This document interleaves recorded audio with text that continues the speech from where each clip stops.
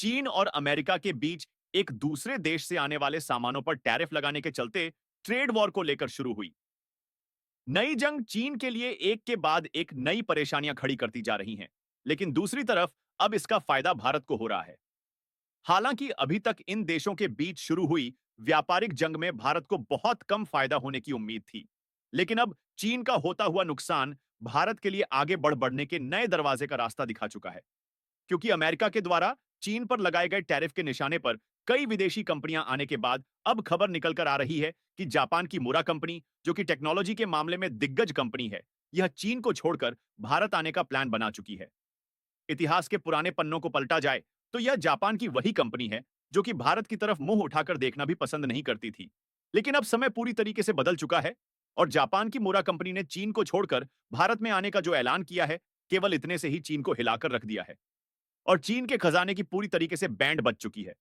मुरा को रोकने की चीन पूरी कोशिश कर रहा है ताकि जापान की यह कंपनी उनके देश को छोड़कर भारत ना आए, लेकिन शायद उनकी कोशिश कामयाब नहीं होने वाली और यह कंपनी भी फुल तैयारी कर चुकी है। फिलहाल पूरी डेवलपमेंट क्या है और किस तरीके से इस कंपनी के भारत में आने का लाभ उठाकर भारत दुनिया के बहुत बड़ी मार्केट को हड़पने की कोशिश करेगा, ये सारी जानकारियां इस वीडियो में समझते हैं। लेकिन जापान जैसे देशों की जो कंपनियां कभी मुंह उठाकर भारत की तरफ देखती भी नहीं थी, वह कंपनियां खुद भारत में आने पर मजबूर हो चुकी है। उसके लिए वीडियो को एक लाइक करके चैनल को सब्सक्राइब जरूर कर लीजिए, क्योंकि यह आपके लिए तो 1 सेकंड का काम है, लेकिन इससे हमारी काफी बड़ी मदद होती है। देखिए, आज की मेन खबर यह है कि टेक्निकल सेक्टर वाली जापान की एक जानी मानी कंपनी मटा, जो कि उतना ज्यादा मायने नहीं रखता जितना यह बात मायने रखती है कि उसके पीछे की रणनीति क्या है और उसके भारत में आने या फिर जाने से भारत पर क्या इफेक्ट पड़ेगा, भारत का फायदा होगा या फिर नुकसान। किसी कंपनी के भारत में केवल आ जाने से ही भारत का फायदा नहीं हो सकता, बल्कि भारत का फायदा तभी हो सकता है जब वह कंपनी सक्सेसफुली किसी सेक्टर में रन करेगी और अपने प्रोडक्ट को दुनिया भर के डोमेस्टिक मार्केट से लेकर ग्लोबल मार्केट तक सप्लाई चेन के रूप में भारत को जोड़ेगी।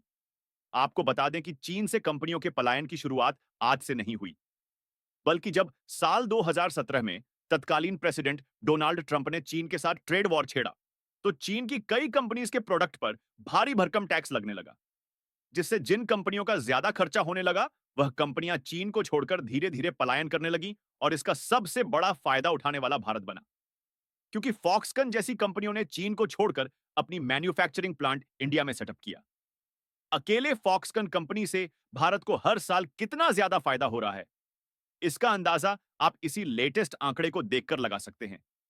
इसमें बताया जा रहा है कि पिछले साल फॉक्सकन का भारत में बिजनेस $10 बिलियन को क्रॉस कर गया था और अब तक इनके द्वारा $4 बिलियन इन्वेस्टमेंट किया जा चुका है।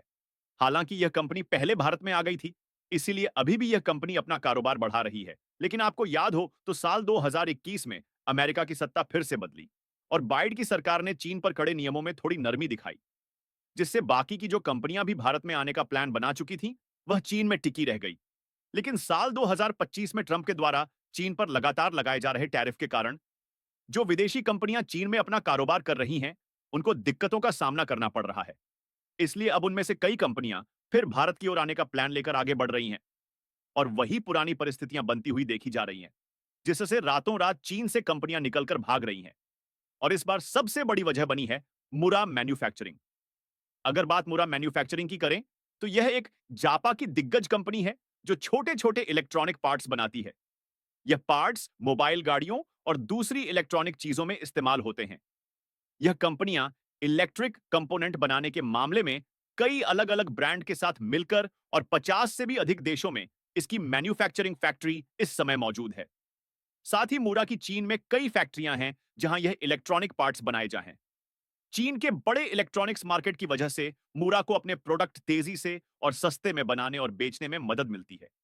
लेकिन हाल ही में इस कंपनी ने ऐलान किया है कि यह अपनी 50 प्रो मैन्युफैक्चरिंग फैसिलिटी को भारत में शिफ्ट करने जा रही है और केवल उनके द्वारा किए गए इसी एक ऐलान ने चीन में खलबली मचा दिया है। ऐसा इसलिए क्योंकि सामने आई जानकारी के मुताबिक यह भारत में खासकर मल्टीलेयर सिरेमिक कैपेसिटर का निर्माण करेगी। मल्टीलेयर सिरेमिक कैपेसिटर यानी कि एमएलसीसी एक छोटा लेकिन महत्वपूर्ण इलेक्ट्रॉनिक कंपोनेंट है, जिसका उपयोग मोबाइल, लैपटॉप, ऑटोमोबाइल और अन्य इलेक्ट्रॉनिक डिवाइसेस पोर्ट चीन की आई इंडस्ट्री मिट्टी में मिल जाएगी और भारत की आई इंडस्ट्री आसमान की ऊंचाइयां छुएगी।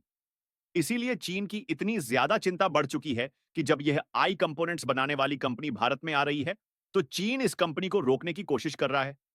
इतना ही नहीं, बल्कि मोटा मैन्युफैक्चरर एमएलसीसी की सबसे बड़ी निर्माता कंपनी है। यानी कि इस कंपनी के भारत में आने के बाद तो चीन की इलेक्ट्रॉन इंडस्ट्री नदियों के बहाव में डूबेगी, और दूसरी सबसे बड़ी बात यह है कि भारत उसी इलेक्ट्रॉनिक सेक्टर में चीन को पीछे कर देगा, जिस मामले में आज तक भारत चीन को टक्कर नहीं दे पाया। बताया तो यह भी जा रहा है कि चीन इन कंपनियों को रोकने के लिए नए कानून बना रहा है, और तो और इन पर टैक्स लगाने की कोशिश भी कर रहा है। बात की जाए कि क्या इन कंपनियों को छोड़ने से चीन रोक पाएगा, तो इसका जवाब है बिल्कुल नहीं, क्योंकि प्राइवेट कंपनियां हमेशा वहीं जाती हैं जहां पर उन्हें फायदा होता है। लेकिन जब बात की जाए कि यह कंपनीज भारत में ही क्यों आ रही है, जबकि किसी और भी देश में भी तो जा सकती थी, तो इसके लिए आपको बता दें कि सिर्फ सस्ते लेबर कॉस्ट की वजह से ही यह कंपनी भारत में नहीं आ रही, बल्कि भारत में आज एक बहुत बड़ी टेक्निकल वर्कफोर्स है जो कि एआई, सेमीकंडक्टर और हाईटेक इंडस्ट्री में काफी ज्यादा माहिर है।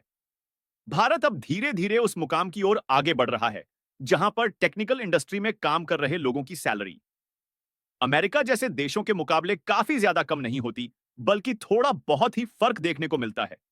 और इस कंपनी के भारत में आने से भारत की हाई टेक और सेमीकंडक्टर इंडस्ट्री को एक नया बूस्ट मिलेगा। हजारों नई नौकरियां पैदा होगी, क्योंकि शुरुआत में भारत के चेन्नई में फैक्ट्री सेटअप करने की बातचीत कर रही है। फिलहाल अभी तो यह शुरुआत है। न जाने कितनी कंपनियां चीन से भारत की ओर रुख कर सकती हैं। लेकिन अब देखना यह होगा कि मेक इन इंडिया के नाम से बजने वाले डंके की आवाज विश्व के किस कोने कोने में पहुंच पाती है। और आप लोगों को क्या लगता है कि क्या यह कंपनी भारत में आने से हम लोग इसका लाभ उठा पाएंगे या नहीं? अपनी राय कमेंट में जरूर बताएं, और इस वीडियो को एक लाइक करके अपने मित्रों तक शेयर जरूर करें ताकि उन्हें जान मिल सके। साथ ही इसी तरह और भी नॉलेजेबल वीडियो देखने के लिए चैनल को सब्सक्राइब करके बेल आइकन को ऑल पर जरूर सेलेक्ट करें।